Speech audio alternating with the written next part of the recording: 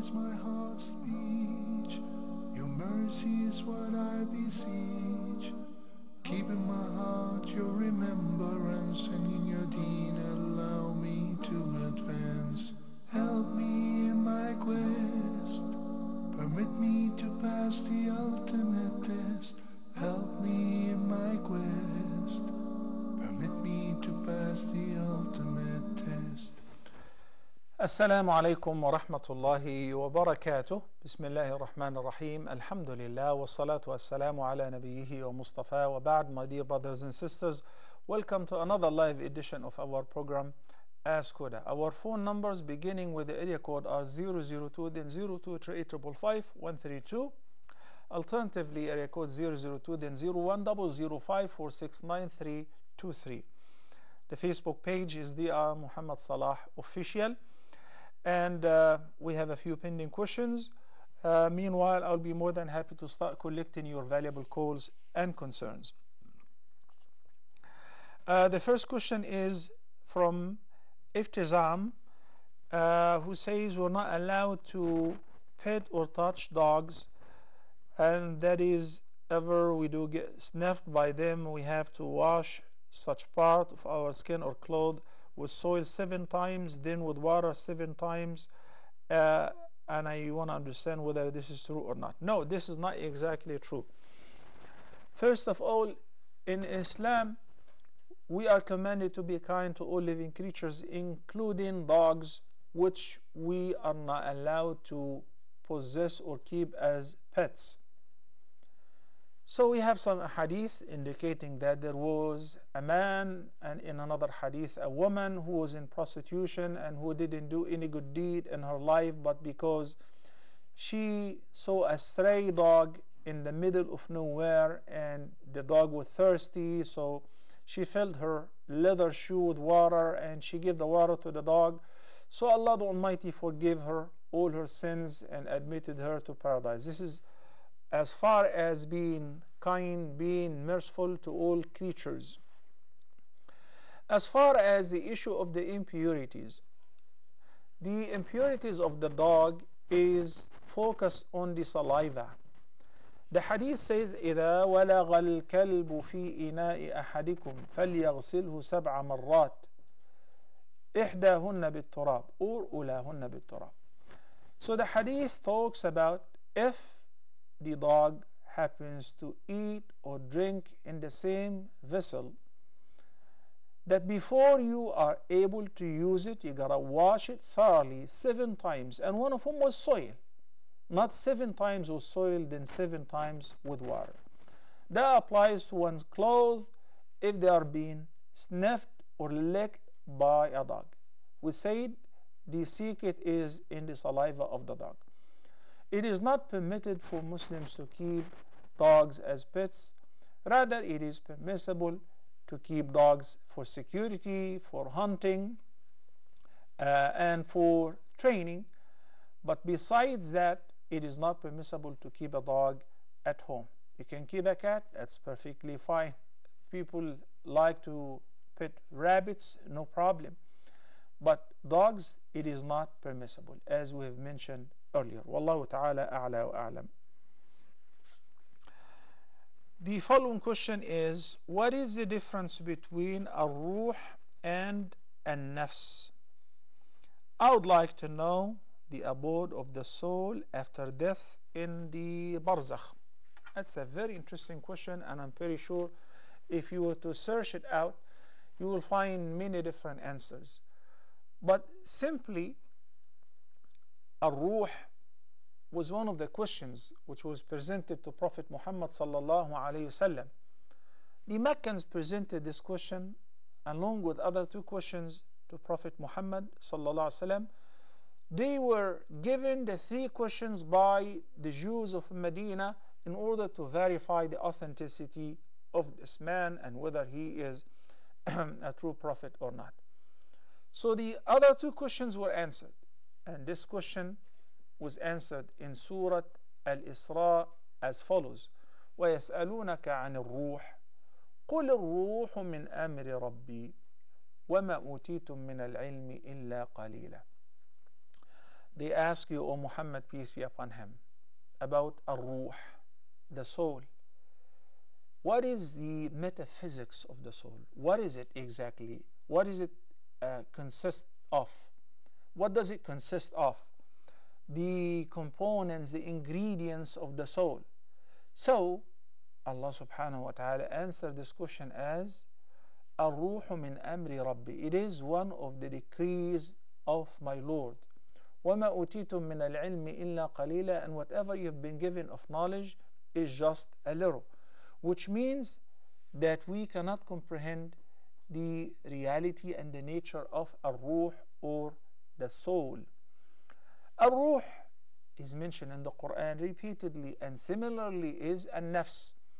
Ar-Ruh is that secret which, whenever the fetus is ready at a certain stage, according to the hadith, after a set of 40 days, 40, that is 120, Allah subhanahu wa ta'ala sends an angel to breathe the soul, ar-ruh, into this fetus, which used to be a morsel of flesh, a hanging blood clot. Now it is going to be a living creature, a living human being, a boy or a girl. Because of what? Because of this little secret. Actually, it is a great and a grand secret, because of ar-ruh. So he breathes the soul into this little fetus, and it becomes a living creature. What does it consist of? Ever since this answer was revealed and until today, nothing new is added to us as far as comprehending or earning a new knowledge about the soul. We have the human anatomy. We literally know every little bit of details of the human anatomy, the anatomy of the human body, and the anatomy of even animals. But when it comes to the soul, it is beyond our comprehension. We don't know what does it consist of. We only know that it is a secret which, whenever Allah the Almighty instills it in the human body or in the body of any living creature, it becomes alive. And once it is due, لكل أمة أجل فإذا جاء أجلهم لا يستأخرون ساعة ولا يستقدمون. Whenever it is time to withdraw the soul out of the body, it will be withdrawn without any further delay. It will not be postponed even for a second, nor will it come out before its due term for a few seconds. لا يستأخرون ساعة ولا يستقدمون. So again, we don't know much about the soul. We know that it is the secret of life. In Surat Al-Fajr, Allah subhanahu wa ta'ala says, يا أيتها النفس المطمئنة ارجعي إلى ربك راضية مرضية فادخلي في عبادي وادخلي جنتي. The Quran talks about 3 types of nafs. The best of them is an-nafs al-mutma'inna. Tuma'nina is comfort, peace of mind, coolness of one's eye. So Allah subhanahu wa ta'ala calls upon this kind of soul at the time of death, where the person is about to leave to a better life, to hayatul barzakh. Allah the Almighty says to such comforted soul, come out of this body unto your Lord, radiyatan, pleasing to your Lord, mardiyatan, being pleased, to enter among my servants and to enter into my paradise. And nafs is the soul, and ar-ruh is the soul. When the ruh comes out of the body, it goes either into Jannah or into Nar. The person's body will be in the grave. Whether the person is buried, whether the person is drowned, whether the person's body was burned into ash, it doesn't matter. The soul knows its way. Either nafsul mutma'inna will go to paradise. In the long hadith of al-Bara ibn Azib, may Allah be pleased with him, the Prophet ﷺ said, when it comes to the believing servant and he's approaching the hereafter and leaving from this life. The angels who are in charge of taking the soul of the believers, beautiful, bright faces, nice fragrance, wearing white clothes, will descend from heaven, and along with them a coffin and fragrance from paradise. They will say what? يا أيتها الروح الطيبة. يا أيتها الروح الطيبة.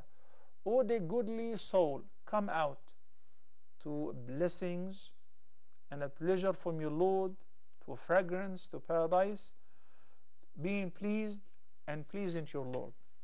So it comes out with ease, as the Prophet ﷺ said. The hadith is long. By the end, it says that for the believing servant, whenever in the grave, and he will see his through a little window, his seat in heaven, his soul will be wandering in heaven. So he will beg Allah the Almighty, saying, Rabbi aqim as-sa'a. What happens to the other soul, the other nafs, the other ruh after this call? Assalamu alaikum. Brother Abu Aisha from Sudan.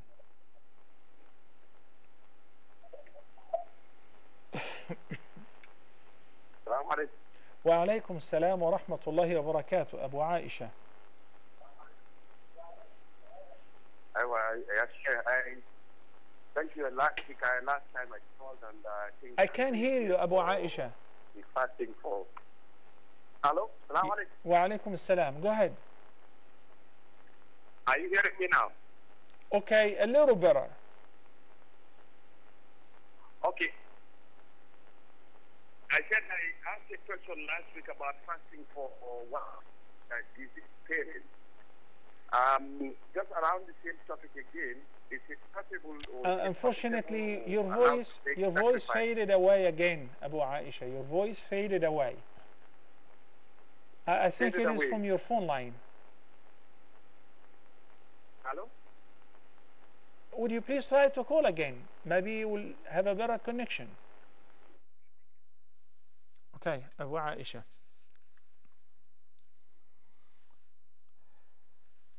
Allah subhanahu wa ta'ala says in another ayah, Allahu yatawaffa al-anfusa hina mawtiha. It's a very interesting ayah. Allahu yatawaffa takes unto him al-anfus, plural of nafs, which is the soul. Hina mawtiha, whenever the person goes to sleep, his soul will be taken away. So an-nafs and al-ruh expressed about the same being, which is the soul.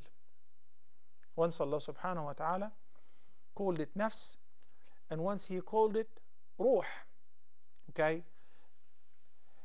فيمسك التي قضى عليها الموت ويرسل الأخرى إلى أجل مسمى. If somebody was due to die during his death, and nafs will be withheld with Allah the Almighty. He will not come back to the body. ويرسل الأخرى إلى أجل مسمى. While he will let the soul, the ruh, the nafs of a person who is not due to die now, to return back to the body, but to a fixed term. Okay.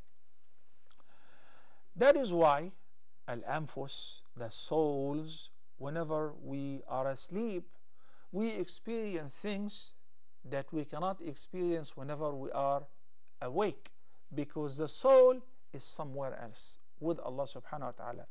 This what happened whenever we have dreams, whenever we experience dreams, and when we get up, sometimes you're very happy and you're pleased. Say, I saw a beautiful dream. It may take you a few minutes narrating the dream, which it didn't even take a part of a second, because it was dealing with the soul, not with the body. Assalamu alaikum wa rahmatullahi wa barakatuh. Brother Muhammad, assalamu alaikum wa rahmatullahi wa barakatuh. Wa alaikum assalam wa rahmatullahi wa barakatuh. Go ahead, Brother Muhammad. Yes, Sheikh. My wife works for one of the governmental authorities here in Egypt, and it's supposed that she works there 5 days a week, but her manager asked her to come only 2 days, not those 5 days. So is it permissible for her to take her full salary by the end of the month, though she works only 2 days a week? Okay, got your question. Thank you. This is something very common in the third world countries, where people who basically do work for the government or an official work, they are not needed much, especially physicians and a lot of teachers and many other professions. So basically, if they do that in a way which is outlaw, there is a certain scam or setup where the employees sign in and out for each other, then accordingly it is not permissible to take a salary for attending for 5 days while you only visited for a day or two. But if the highest ranking manager, so this is not outlaw, this is not like you're signing in and out while you're not there. Basically, this is what you're required to work only 2 days a week. So if they give you the payment and the salary for that much work, that is perfectly legal, and you can accordingly utilize the rest of the time, as you wish, working somewhere else or rest at home, continue your education, it doesn't matter. But if this is done outlaw, okay, and you guys take certain precautions not to be caught, then this is absolutely outlaw, and if this is the case, then it is forbidden as well. Barakallahu fikum. In the sound hadith, the Prophet sallallahu alaihi wasallam said, "Inna ruha idha qubida tabi'ahu al-basar."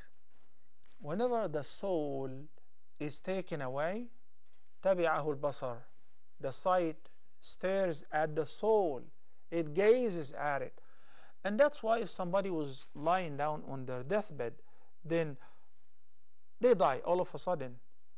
Their eyelids are wide open and they stare to the ceiling. Why? Because this is what happened. The soul ascended, was taken away. So the sight is following the ruh. What did the Prophet ﷺ call it? He called it al-ruh. Then he said, فَذَلِكَ حِينَ يَتْبَعُ بَصَرُهُ نَفْسَهُ. So in the same hadith, he expressed about the soul using two terms. Once al-ruh, once al-nafs, which indicates basically they are the same. Al-ruh or al-nafs refer to the soul. Furthermore, you can say the word nafs refers to the person himself or herself, which includes both soul and body. Soul and body. How do you know that? In Surat Ash-Shams, and after Allah the Almighty have made 11 oaths. الشمس وضحاها والقمر إذا تلاها والنهار إذا جلاها. 11 times Allah the Almighty is swearing, and the subject of the oath is فألهمها فجورها وتقواها. The pronoun refers to ونفس وما سواها. فألهمها فجورها وتقواها. And I swear to the soul, to the nafs, and how Allah the Almighty fashioned it and perfected it and gave it and showed it the two ways, the guidance and the wickedness. So قَدْ أَفْلَحَ مَنْ زَكَّاهَا. Successful indeed is the one who purifies it. That pronoun it, ha, refers to the nafs. Number 7.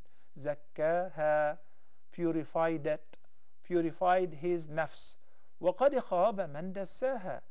And ruined indeed the person who would not purify himself. دَسَّاهَا. So dassaha or zakkaha refers to the nafs. Accordingly, if he did the tazkiyah, then his soul, his nafs will be ya ayyatuha an-nafsul mutma'inna. Aisha radiallahu anha said, I missed the Messenger of Allah, peace be upon him, one night, and he was spending the night in my room. So I started looking for him in the dark. I found him prostrating himself in the prayer, and I heard him saying, رَبِّ آتِ نَفْسِي تَقْوَاهَا وَزَكِّهَا أَنْتَ خَيْرُ مَنْ زَكَّاهَا أَنْتَ وَلِيُّهَا وَمَلَهَا. All those pronouns are referring to the nafs. My Lord, grant my nafs. Grant my nafs. Here it includes both the body and the soul. آتِ نَفْسِي تَقْوَاهَا وَزَكِّهَا. Guide myself, give it its righteousness, purify it, and sanctify it, you're indeed the best one to sanctify the soul. So basically, that was an answer to the question, what is the difference between the nafs and the soul? Monty Rahman, if we don't shave pubic hair for more than 40 days, will my prayers be accepted? You know, shaving the pubic hair and the underarm hair, clipping the nails of the fingernails and the two nails, and trimming the mustache, these are all of the traditions of the pure nature, sunanul fitra, which even prophets and the believers before Islam used to observe. The Prophet ﷺ put emphasis on taking care of your personal hygiene and taking care of these, maintaining the traditions of the pure nature, regularly removing the underarm hair and the pubic hair. And as I said repeatedly, when we talk about the traditions of the pure nature, there is no difference between a male and a female in this regard. Okay? Once a person starts growing this hair, you should remove it on regular basis. The Prophet ﷺ made tawqit, and he said the maximum, you should not keep it beyond 40 days. So this is what the Prophet ﷺ appointed, that not more than 40 days under any circumstances, but it varies from an individual to another, and also the age matters. So in case that the person was not used to shave whatsoever, so removing the hair or growing the hair may take some time, a week or 2 or 3. But some people do have to shave every couple days. Why? Because it regrows fast. If the person doesn't do that, would that affect the validity of the prayer? No, it will not affect the validity of the prayer, but the person has committed a sin. Assalamu alaikum wa rahmatullahi wa barakatuh. Abu Aisha, assalamu alaikum. Wa alaikum salam wa rahmatullah. Naam, ahlan wa sahlan, back on the line. I hope you can hear me now, Sheikh. Perfectly, yes. Alhamdulillah. I said last week I asked about the fasting for a diseased parent, and the answer is fine. Alhamdulillah. The one who asked me to ask the question is happy with your answer. Alhamdulillah. Thank you very much for that one. Thank you. Next. Whether we can make Eid sacrifice for late parents as well, like the fasting. Okay. Jazakallahu khairan. Any other questions? No, that's the only one I have for today. Sure. Okay. Is it permissible to offer a sacrifice or to offer hadyu or udhiyah, or to slaughter an animal and distribute it and grant the reward of this sacrifice to a late person, let it be a parent, a child, a spouse, or a friend? Yes, it is permissible. Remember, it is not required, but this is all voluntary. So if the reward of giving any charity reaches the dead person, whether it is done from his wealth or her wealth, or the wealth of the heirs, loved ones, or some friends or neighbors, it will reach that person and it will benefit them, insha'Allah Azza Jal. So during the Eid, and some people can afford to give an extra udhiyah for the late parents or loved ones, no problem. And you will be rewarded for that, and the thawab will reach the late person as long as you intended to do that. Okay, I guess it is better to take the short break now before we start another question, and insha'Allah Azza Jal will be back in a few minutes to resume with answering some of your very valuable questions. Please stay tuned.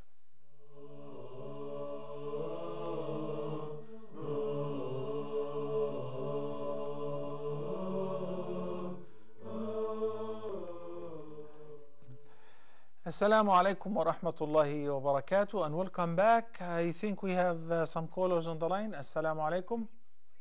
Brother Ali from Kuwait.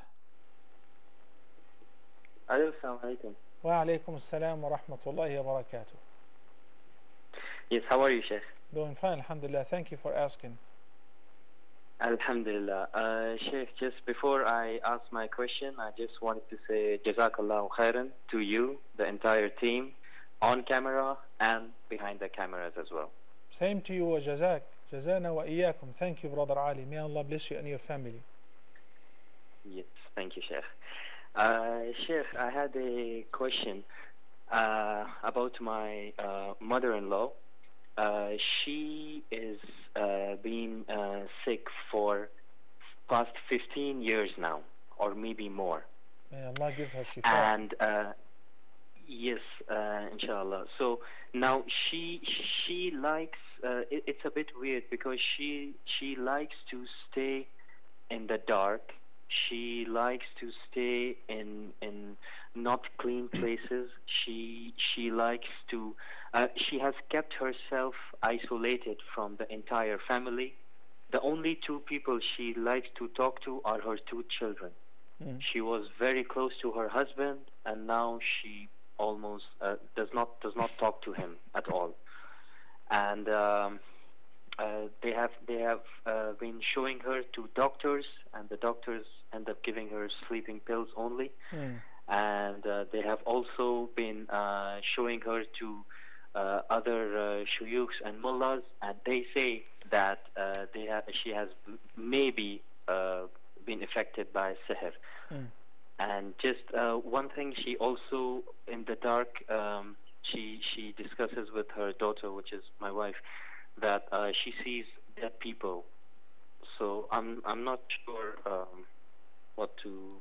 What about her mobility? Can she move around? Does she pray? Does she go to the bathroom on her own and perform the prayers? Yes, she does. She does go to the bathroom on her own. She can move around. She can walk properly.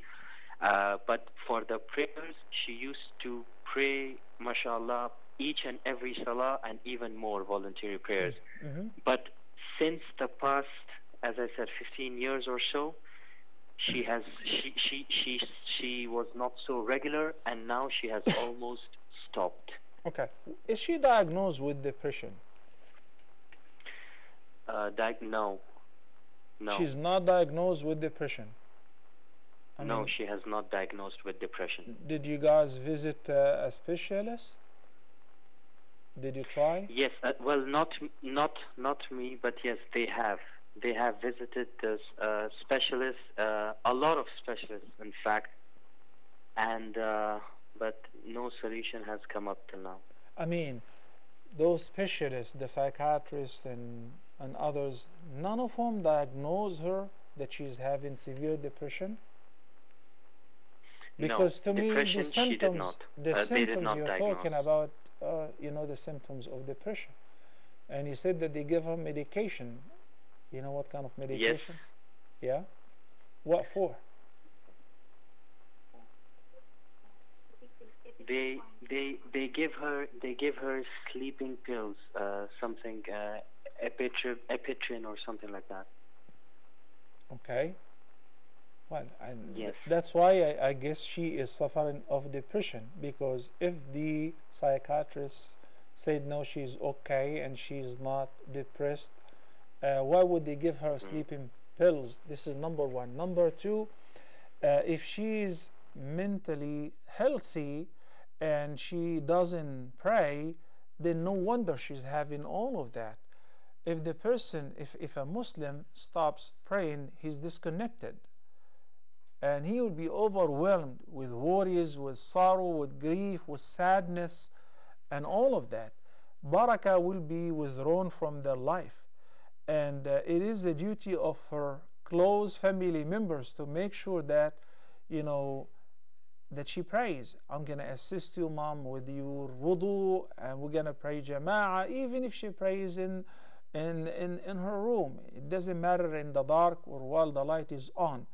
But it is a little puzzling what you're saying, her condition. She must have been diagnosed with some sort of psychiatric disorder, or otherwise, if the specialist said that she's not suffering of any mental disorder, okay, and her physiological condition allows her to move around, to go to the bathroom and to make wudu, but she likes to imprison herself in the dark, then most likely she is also affected by maybe a magical spell or something like that, if she is not suffering of any mental disorder.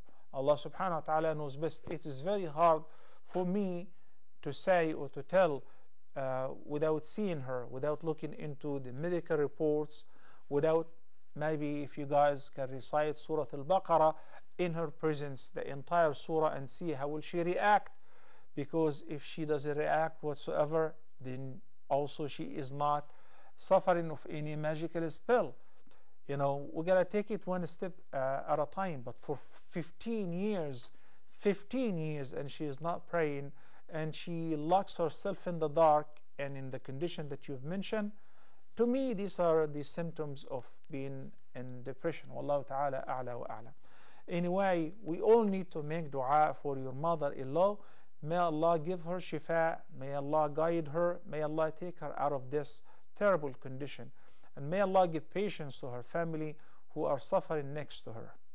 Jazakallahu khairan, Ali from Kuwait. Subhanallah. You know, when people, and this is the saying of my mother in Arabic, that sometimes a person thinks that he is the most afflicted person on earth. He's the most severely tested person, whether because of a physiological ailment, aching or disorder, or even maybe mental, or because having somebody at home who's suffering Down syndrome or chronic disease or whatever.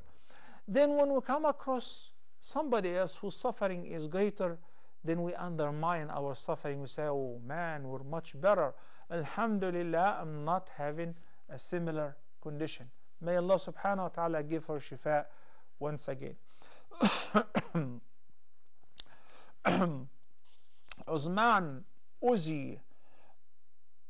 Osman says, my brother-in-law achieved Shahada exactly a month ago today during an encounter on the Pakistani border.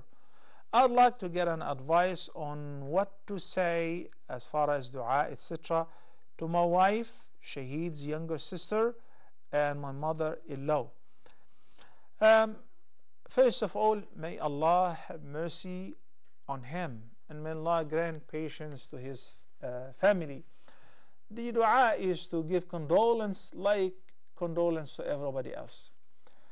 Whenever they lose a loved one, لله ما أخذ ولله ما أعطى وكل شيء عنده بأجل مسمى فلتصبر ولتحتسب. To Allah belongs what he has taken. He has taken his property.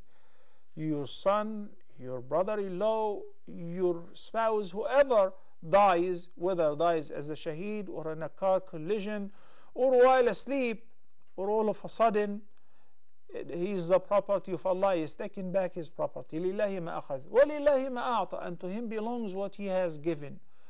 And everything with Allah has a fixed term. So he died whenever he was supposed to die. This is the dua you say. Then you remind the family of the late person. فلتصبر ولتحتسب. Be patient and anticipate the reward for your patience. I'd like to comment on this dua after this call. Assalamu alaikum. Hello. Sister Asia from the KSA.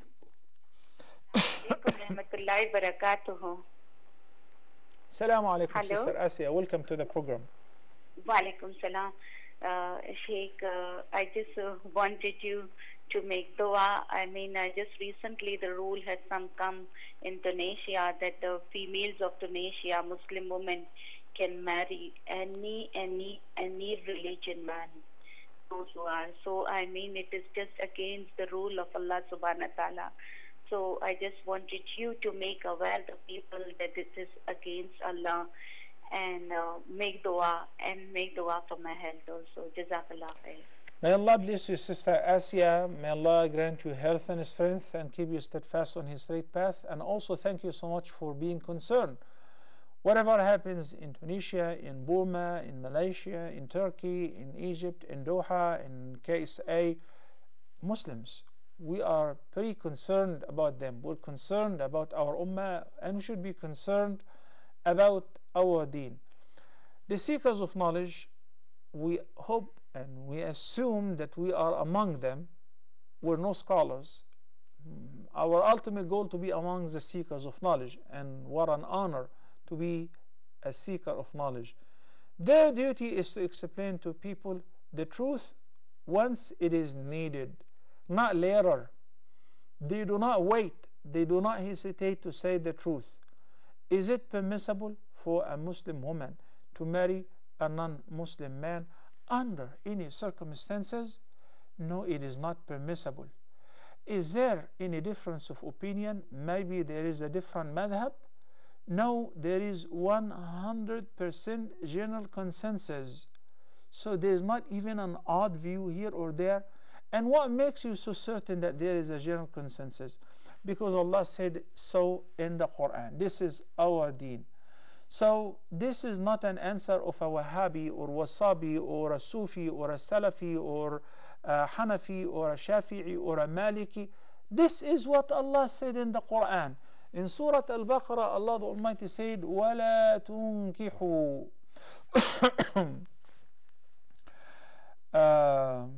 Bismillah ar-Rahman ar-Rahim. We've got two ayahs, one in Surat alBaqarah and one in Surat al-Mumtahana. And Surat al-Mumtahana was revealed specially to answer this question.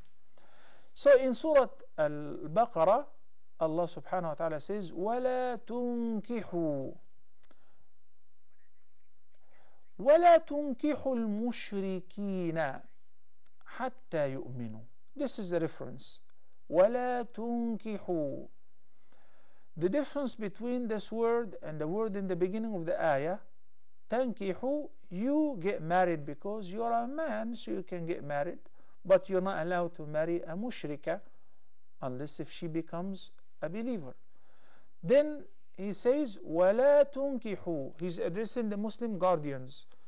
You know, whether he's in charge of giving the girl in marriage or she appoints or requests somebody to be her representative, you're not allowed to give the girl who's under your guardianship in marriage to a mushrik. That's it. This is the ayah, my dear brothers and sisters. This is the ayah of Surat al-Baqarah. وَلَا تُنْكِحُوا الْمُشْرِكِينَ حَتَّى يُؤْمِنُوا. So with this ayah, you cannot say maybe there is an odd opinion or there is a view here and there. No, there is no such marriage relationship between a Muslim woman and any non-Muslim man whatsoever. It's like exactly saying a woman marrying a woman. There is no marriage relationship in Islam. There is no such marriage relationship. A human being and any other creature, there is no such marriage relationship in Islam. Then in Surah al-Mumtahana, the word Mumtahana means the woman who's been tested. يا أيها النبي إذا جاءك المؤمنات مهاجرات يا أيها الذين آمنوا إذا جاءكم المؤمنات مهاجرات فامتحنوهن. Oh, who you believe, whenever the believing women make hijrah and they come to join you in the home and the land of Islam, فامتحنوهن. You gotta verify that they have really made hijrah for the sake of Allah and they have really accepted Islam. Allah knows best about their iman. Then he said, and once you verify that they are true believers, فلا ترجعوهن إلى الكفار لا هن حل لهم ولا هم يحلون لهن. يعني it is not permissible for a Muslim woman to stay with a non-Muslim man. There is no such marriage relationship. This is what the Quran says. I don't know if there is another mufti or somebody who can give us an interpretation or a different explanation of the Quran, or maybe there are some hidden evidences that we don't know about, but this is what we know for certain. So any opinion other than that, I remember once in one of the Muslim countries, in their parliament, they were assembled in order to vote for or against approving selling liquor approving selling liquor, and they did approve it. Vast majority. Okay, if all people or vast majority of the legislators have decided it's okay to drink, it's okay to sell liquor, it's not haram anymore, would that change what Allah subhanahu wa ta'ala said? يا أيها الذين آمنوا إنما الخمر والميسر والأنصاب والأزلام رجس من عمل الشيطان فاجتنبوه لعلكم تفلحون. It will not change the ayah. It will not change the hukm of Allah subhanahu wa ta'ala. It will not change the fact that لعن الله الخمر وشاربها وساقيها وعاصرها وحاملها وبائعها ومبتاعها. يعني every person who deals with alcohol or intoxicants, even if he doesn't drink it, you sell it to others, you serve it. Such business is cursed, and whoever deal with it are cursed by Allah subhanahu wa ta'ala. Would that change the ayah? Would that change the hukm? And it was funny that they had to call the meeting off because the adhan was being called. Yes, this is plain contradiction. What concerns us is we approve what is right, enjoin what is good, and we forbid what is bad. Who am I to forbid what is bad? I'm trying to be a seeker of knowledge. I know something that this is haram, so I'm saying out loud on a pulpit like that, this is haram. This is not permissible. Okay, and that is the only thing that I can possess. And this is basically what Allah the Almighty wants from me, to say the truth to the best of my ability and make dua for all Muslims to be rightly guided. Assalamu alaikum wa rahmatullahi wa barakatuh. Sister Ghada from the KSA. Assalamu alaikum. Assalamu alaikum wa rahmatullahi wa barakatuh. How are you? Wa alaikum assalam wa rahmatullahi wa barakatuh. Welcome back, Sister Ghada. First of all, I wanted to congratulate you for Hajj this year you did. May Allah accept. Thank you so much. Okay, first thing, brother, I wanted to ask that I also did Hajj this year. It was Hajj Tamattu. And when I was going for Umrah, just by mistake, I washed my hands with the scented soap. So what do I have to do now for that? Do I have to give fidya or something like that? You have to do nothing. Nothing? That was scented soap. You don't have to do anything. Right, remember, your question was, as you said, by mistake. Anything that you do it by mistake, رَبَّنَا لَا تُؤَاخِذْنَا إِن نَسِينَا أَوْ أَخْطَأْنَا. So even, not just I washed my hands with scented soap or I showered with scented body wash, very, very attractive fragrance. No, if you happen to wear perfume and you remember, oh my God, I wasn't supposed to do that, wash it off and say astaghfirullah al-azim. No penalty whatsoever. Okay? Subhanallah. Okay, two more questions. No. One, I wanted to ask you that can you guide me about the insurance policies for the education of my children? Like if I want to get that insurance from some bank, and that is Islamic bank, how is it like?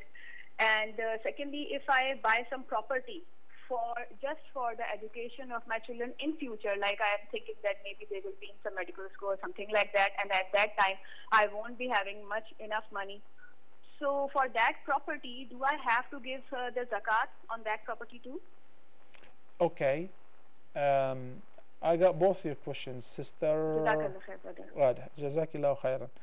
Okay, I was told before you have called in that we ran out of time, so I would like to resume answering the question about the shaheed and also answering questions in the beginning of the next episode, inshallah. My dear brothers and sisters, by that we've come to the end of today's edition of your program Ask Huda. May Allah the Almighty grant us forgiveness and grant us a useful knowledge and guide us to act upon it. أقول قولي هذا وأستغفر الله لي ولكم وصلى الله على سيدنا محمد وعلى آله وصحبه وسلم والسلام عليكم ورحمة الله وبركاته. Allah is my heart's speech, your mercy is what I beseech, keep in mind your